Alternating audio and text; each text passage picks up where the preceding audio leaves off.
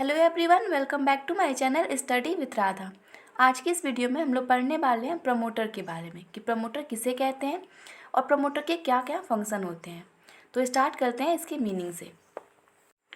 Promoter का मतलब एक ऐसे पर्सन से है जो बिजनेस से रिलेटेड इन्वेस्टिगेशन करते हैं और किसी सर्टेन प्लान के अकॉर्डिंग कंपनी का निर्माण करते हैं। वो नेसेसरी मटेरियल को कलेक्ट करते हैं और कंपनी का संचालन करते हैं। आइए इसके मीनिंग को देखते हैं। The idea of carrying on a business which can be profitably undertaken conceived either by a person or by a group of person who are called promoter। Business करने का आइडिया जो लाभप्रद रूप से किया जा सकता है, इसकी कल्पना जिस पर्सन के या ग्रुप ऑफ पर्सन के द्वारा की जाती है उसे प्रमोटर कहते हैं। Definition of promoter section 2 clause 69।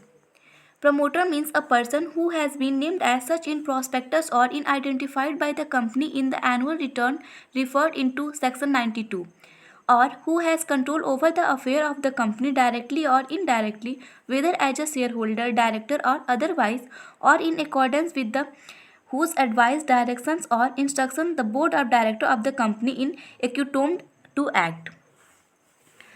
Section 269 के अकॉर्डिंग प्रमोटर एक ऐसा पर्सन है जिसे प्रॉस्पेक्टस यानी कि प्रविवरण में नामित किया गया हो, जिसकी पहचान सेक्शन 92 में रेफर एनुअल रिटर्न में प्रमोटर के रूप में कराई गई हो, या जिसकी कंपनी में वर्क के जो कंपनी का वर्क है उस पर डायरेक्टली या इनडायरेक्ट रूप से उसका कंट्रोल हो।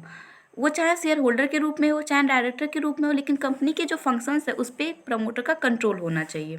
ओके, जिसकी एडवाइस, जिसका इंस्ट्रक्शन और ऑर्डर के अकॉर्डिंग कंपनी के संचालक जो होता है, जो कंपनी के संचालक मंडल है, वो उसके एडवाइस, उसके इंस्ट्रक्शन और उसके आदेश पे काम कर रहे हों। ओके, प्रमोटर एक ऐसा पर्सन है जो कंपनी के निर्माण के लिए प्लान बनाता है, मेमोरेंडम ऑफ एसोसिएशन और आर्टिकल ऑफ एसोसिएशन को तैयार करवाता है, उसकी रजिस्ट्री करवाता है और प्रथम संचालकों को चुनता है, मतलब जो फर्स्ट डायरेक्टर है उनका सिलेक्शन करता है।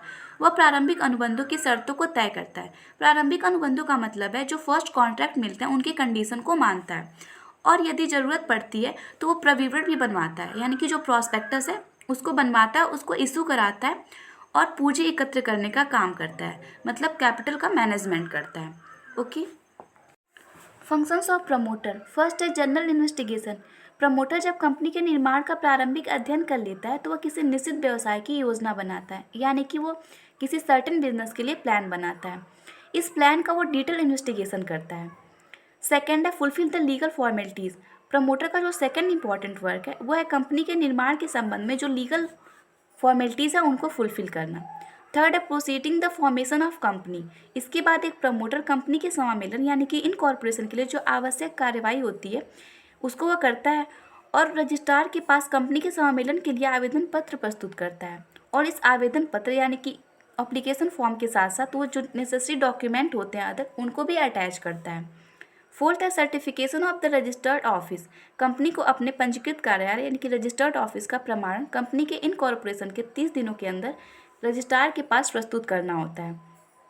ओके, अगर कोई कंपनी ऐसा करने से पहले ही अपना बिजनेस स्टार्ट करती है तो ऐसा नहीं कर सकती। उसके बाद फिफ्थ है एडवाइज एंड सजेशन।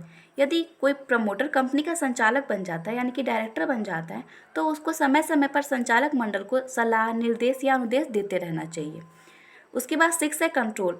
प्रमोटर को कंपनी के अधिकांश अंशों का धारक होने के नाते यानी कि मैक्सिमम शेयर होल्डर होने के नाते कंपनी के कामकाज का प्रत्यक्ष या परोक्ष यानी कि डायरेक्ट और इनडायरेक्ट रूप से नियंत्रण रखना चाहिए। उसके बाद है डिस्कवरी ऑफ आइडियाज।